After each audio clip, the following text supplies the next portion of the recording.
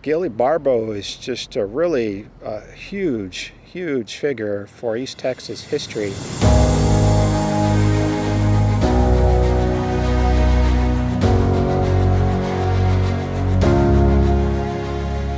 I'm here in front of the old stone fort in campus of SFA in Nacogdoches, and I'm here because my interest really goes back further with the Spanish fort of Los Adayas in northwestern Louisiana, where Antonio Gil Ybarbo was actually born in 1729, and his father Mateo was a soldier there, having come up to help establish that fort.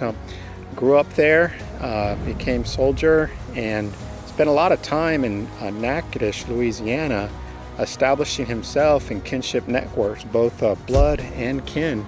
Lots of trade going on there, and he would go back and forth quite a bit, and even on down to New Orleans as well.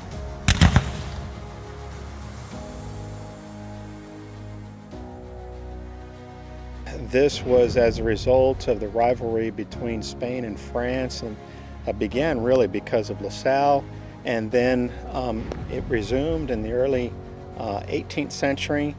And the Spanish came out. This was basically the third time around for the Spanish to try to conquer East Texas. And so they established the fort, and by 1729 it became the capital of the province of Texas.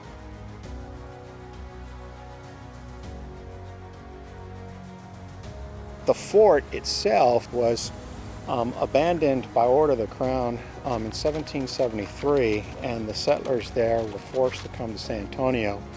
And that was as a result of the Bourbon reforms, try to restructure the Spanish military defenses of northern New Spain, colonial Mexico, as well as restructure the economy, because it wasn't just restructuring the bases, but it was also an attempt to do something about smuggling as well, because that was a huge problem.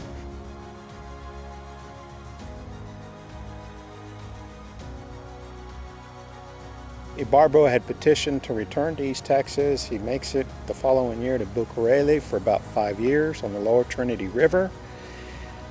Disease, flooding, threat from the Comanches. The settlers decide we're gonna go further back towards Los Adayas. And Antonio Gil Ybarbo ends up establishing the pueblo de Nuestra Señora de Pilar de Nacogdoches in 1779 on the former mission site. That was for the Nacogdoches Indians. He had been promoted to captain. He became judge.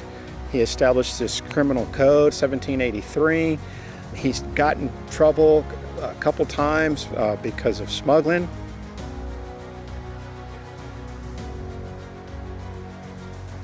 You had this attempt to stop the smuggling, but for the people living in the border region on both sides of the border, it was about survival. That the Spanish crown was always worried about smuggling and what they termed comercio ilícito, illicit commerce, but also mentioned they were concerned that the settlers there in East Texas were engaging in comercio libre with the Indians and the French. They were basically free commerce, free trade.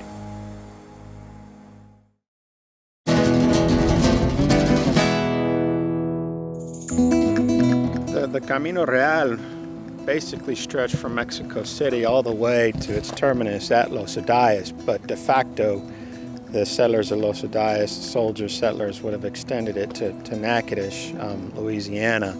And that trail, would have been like 2,500 miles from Mexico City. And so Los Adayas, and you can imagine too, later Nacogdoches, being closer to Louisiana, would always be engaged in trade with Louisiana, and a view or more involvement with the East. The trail itself then intersected Indian pathways, and then also trails that would have gone to different ranches, and so. But the principal road, which is State Highway 21, is what goes through here in the downtown, the historic district, and then goes on in through San Augustine, Chirino, across the Sabine River, and becomes State Highway 6 in Louisiana.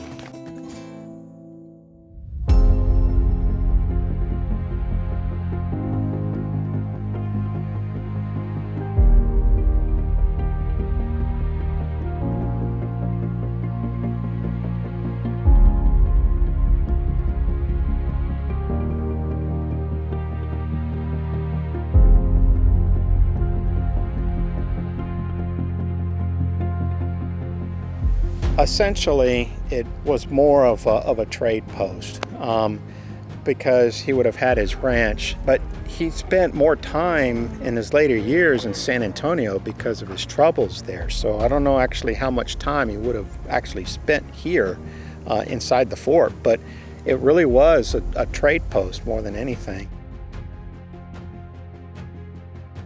And it's important to emphasize too, I mean, you got the military, you got the politics, the economics, but you also got families that are settling in here throughout, the 18th and 19th centuries.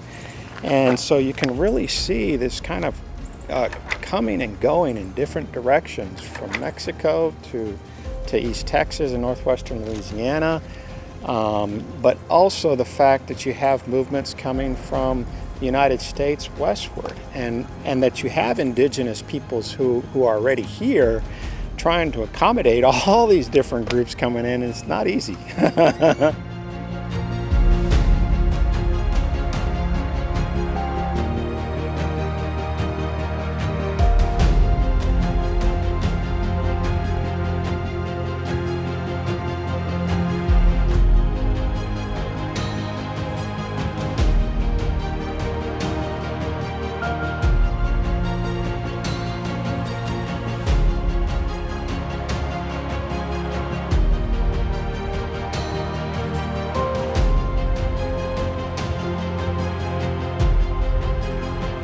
I've become really more interested to follow his life after establishing Nacogdoches in 1779, because it seems like there are more questions than definite answers.